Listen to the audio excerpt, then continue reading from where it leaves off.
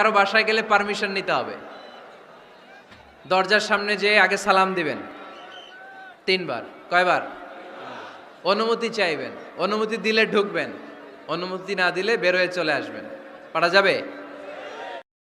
বিশ্বনবী সাল্লাল্লাহু আলাইহি ইসলামকে ডাকতে হবে ইয়া নবী আল্লাহ, ওনাকে ডাকতে হবে ইয়া রাসূল আল্লাহ, ওনাকে ডাকতে হবে ইয়া হাবিব আল্লাহ।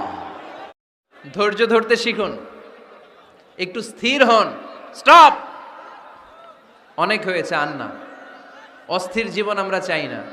এই কোরআন আমাদেরকে অস্থির সময়ে স্বস্তির বাণী শোনায়, ঠিক কিনা?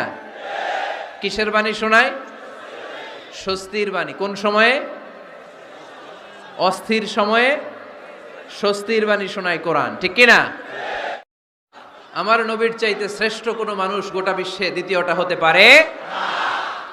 আমার নবীর চাইতে the most trust worthy personality, বিশ্বস্ত মানুষ এই পৃথিবীতে হতে পারে?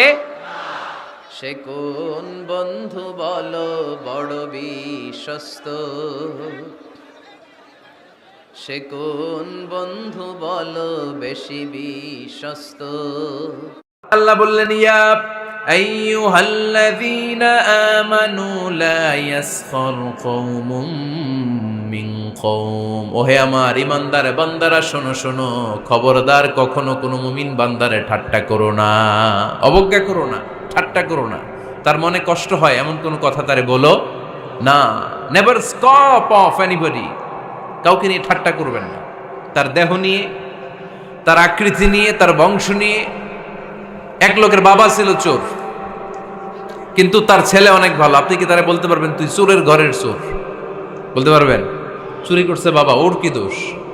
কথা বলেন। এগুলো কবিরা গুনাহ। আওয়াজ করে বলেন তো কি গুনাহ? কবিরা গুনাহ। এটা কবিরা গুনাহ, এটা আল্লাহ খুব অপছন্দ করেন। এর কারণ আকৃতিটা আমাদের হাতে নাই। আমাদের কারো নাক লম্বা, কারো খাটো, আমরা কেউ কালো, কেউ সাদা, আমরা কেউ স্মার্ট, কেউ অন্যরকম। তো এই যে আমাদের এক এক ধরনের আকৃতি, এটা কি আমি বানাইছি? আপনি বানাইছেন? দিছে কে? এই জন্য কারো দেহের গঠন নিয়ে যদি আপনি অবজ্ঞা করেন, এটা প্রক্ষান্তরে আপনি স্রষ্টাকে নিয়ে অবজ্ঞা করলেন।